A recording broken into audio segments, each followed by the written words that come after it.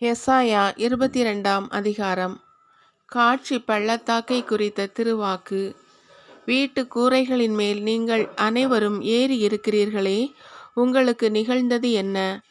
ஆரவாரம் நிறைந்த நகரமே, அக்களித்து அமர்க்களப்படும் பட்டணமே, உங்களிடையே கொலை செய்யப்பட்டோர் வாளால் வெட்டி வீழ்த்தப்படவில்லை, போர்க்களத்திலும் செத்து மடியவில்லை. உங்கள் தலைவர்கள் அனைவரும் ஒருங்கே ஓட்டமெடுத்தார்கள், அம்பு எய்யாமலே அவர்கள் பிடிபட்டார்கள். உன்னிடத்தில் இருந்தவர் யாவரும் வெகு தொலைவிற்கு தப்பியோடியும் கண்டுபிடிக்கப்பட்டு ஒரு சேர கைதானார்கள். ஆதலால் தான் என்னை உற்று நோக்காதீர்கள், நான் மனம் கசந்து கதறி அழ விடுங்கள். என் மக்களாகிய மகளின் அழிவை குறித்து என்னை தேற்ற முயலாதீர்கள் என்றேன். ஏனெனில் அமளியும் திகிலும் நிறைந்த நாள் அது, மக்கள் மிதிபடும் நேரம் அது, என் தலைவராகிய படைகளின் ஆண்டவரது நாள் அது. காட்சி பள்ளத்தாக்கில் இது நிகழ்கிறது. மதிர்ச்சுவர்கள் தகர்க்கப்படுகின்றன, மலையை நோக்கி அபய குரல் எழுகிறது. ஏலாம் நாட்டினர் அம்பரா தூணியை எடுத்துச் சென்றனர், தேர்ப்படையோடும் குதிரை வீரரோடும் புறப்பட்டனர். கீரை சார்ந்தோர் கேடயத்தின் உரையை அகற்றினர். மிகச்சிறந்த உன் பள்ளத்தாக்குகள் தேர்ப்படைகளால் நிறைந்தன, குதிரை வீரர்கள் உன் வாயில்களில் அணிவகுத்து நின்றனர். யூதாவின் அரண் தகர்க்கப்பட்டது. அந்நாளில் போர்க்கருவிகள் இருந்த வனமாளிகையை நாடினீர்கள். தாவீது நகரின் அரணில் பிளவுகள் பல இருப்பதை நீங்கள் கண்டீர்கள். கீழ்க்குளத்துக்கு தண்ணீரை சேர்த்து வைத்தீர்கள், எருசலேமின் வீடுகளை எண்ணி முடித்தீர்கள்.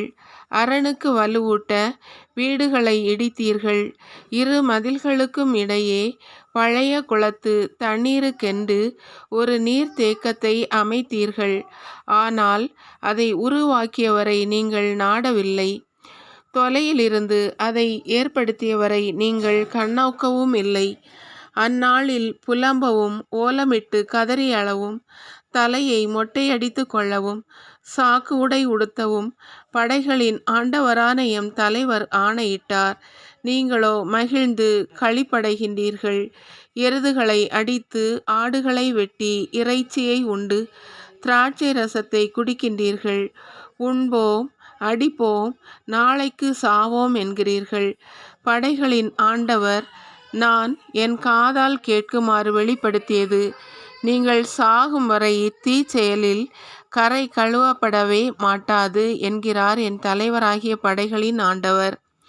என் தலைவராகிய படைகளின் ஆண்டவர் கூறுவது இதுவே. அரண்மனை பொறுப்பாளனும் அதிகாரியுமாகிய செபுனாவிடம் சென்று நீ சொல்ல வேண்டியது, நீ உனக்கென்று ஒரு கல்லறையை வெட்டியிருக்கிறாய், உயர்ந்த இடத்தில் அக்கல்லறை இருக்குமாறு அமைத்திருக்கிறாய். பாறையில் உனக்கென்று தங்குமிடத்தை குடைந்துள்ளாயே, இங்கே உனக்கு யார் இருக்கிறார்கள்? இங்கே உனக்கு என்ன வேலை? ஓ மனிதா, ஆண்டவர் உன்னை தள்ளிவிட்டு தூக்கி எறிவார். உன்னை கெட்டியாய் மடக்கி பிடித்து சுற்றி சுற்றி உன்னை சுழற்றி பறந்து விரிந்த நாட்டிலே பந்தாடுவார். அங்கே நீ செத்து மடிவாய். உன் தலைவனின் குடும்பத்திற்கு இழுக்கானவனே, உன் மேன்மை மிகு தேர்ப்படைக்கும் அதே நிலைதான். உன்னை உன் பதவியிலிருந்து இறக்கி விடுவேன், உன் நிலையிலிருந்து கவிழ்த்து விடுவேன். அந்நாளில் இலக்கியாவின் மகனும் என் ஊழியனுமாகிய எலியாக்கீமை நான் அழைத்து, உன் அங்கியை அவனுக்கு உடுத்தி, உன் கச்சையை அவன் இடுப்பில் கட்டி, உன் அதிகாரத்தை அவன் கையில் ஒப்படைப்பேன்.